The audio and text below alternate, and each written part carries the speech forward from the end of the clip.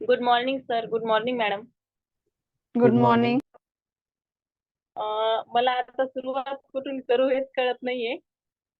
मी 4-5 वर्षापासून ब्लाऊज शिवते आणि ब्लाऊज पण म्हणजे व्यवस्थित बसताय कस्टमरचे. पण कुठेतरी मलाच माझा कमीपणा वाटत होता, की आपण अजून काहीतरी शिकलं पाहिजे किंवा एखादं डिझाइनचं ब्लाऊज आलं किंवा अजून आपण जे शिवतोय त्याच्यामध्ये काहीतरी कोणी ॲड करायला लावलं, तर मी खूप घाबरत होते, की माझ्याकडून चुकेल का काय?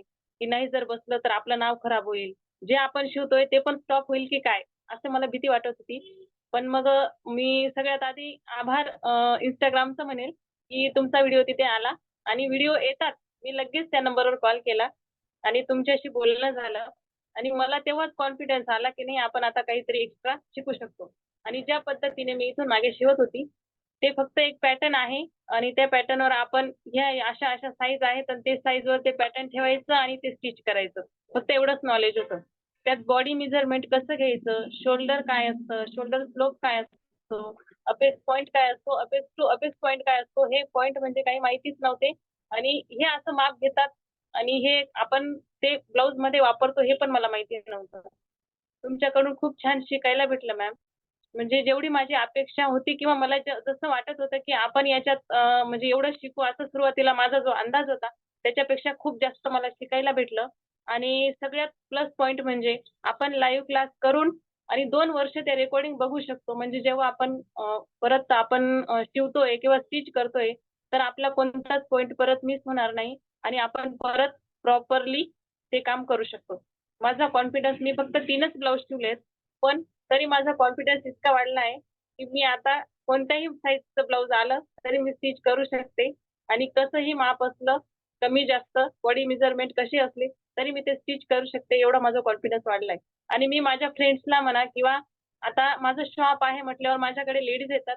मी सगळ्यांना सांगते, मी असा-असा क्लास लावला आहे आणि म्हणजे असं नाही, की आता कसं बिझनेसचं कसं असतं, की आपण जे करतो ते आयडिया कोणी कोणाला एवढं देत नाही.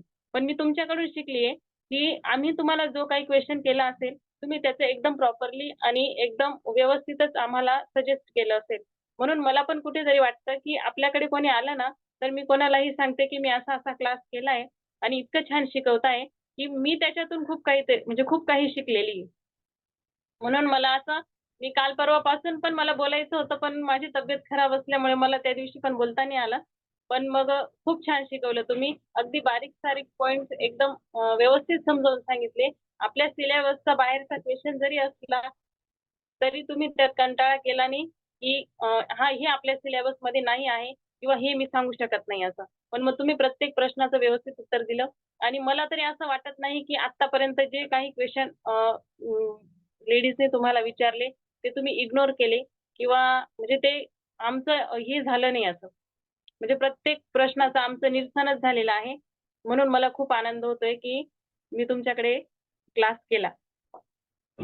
खूप छान वाटतंय मला. मी बाहेरचे 2 ब्लाउज स्टिच केले. पण जोपर्यंत मी त्यांना जेव्हा ब्लाउज दिले, कारण आपण ज्या वेळेने शिकतोय आणि मी जे शिवत होते त्याच्यात खूप डिफरन्स होता. मी त्यांना जेव्हा ब्लाउज दिले, तेव्हा मीच त्यांना 4-4दा कॉल करायची. तुम्ही पटकन ब्लाउज वेअर करा आणि मला सांगा की कसं बसलंय. कारण मलाच आतून असं वाटत होतं, की म्हणजे आपण वेगळ्या पद्धतीने शिकतोय म्हटल्यावर आधीचे बसवत होते, पण मग हे कसे बसतात? म्हणून मला खूप कुतूहल होतं, की ह्या मला केव्हा कॉल करतील. मी त्यांना कॉल करून 2-3दा सांगायचे, की मला सांगा तुम्ही तुमचं ब्लाउज कसं बसलंय. जेव्हा त्यांचा मला फीडबॅक आला, तेव्हा माझा कॉन्फिडन्स अजून वाढला, की मी ज्या वेळेने शिकते, ते एकदम प्रॉपरली शिकते.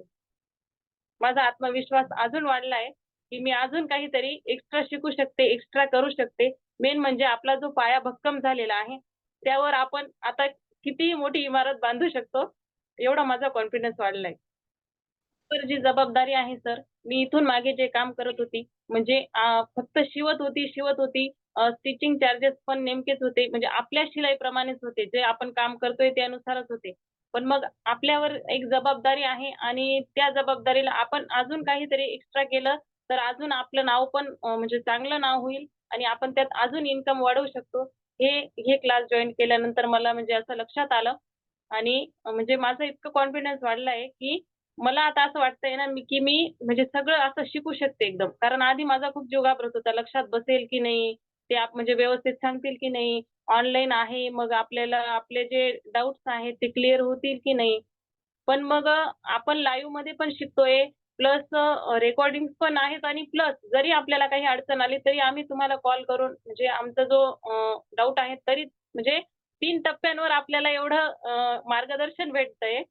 म्हणून असं वाटतच नाही, की आपण कुठेतरी अटकू किंवा आपल्याला पुढे जाऊन पण हे समजणार नाही किंवा काहीतरी मिस होईल असं वाटतच नाही. एकदम क्लिअरली सगळं लक्षातच येतंय.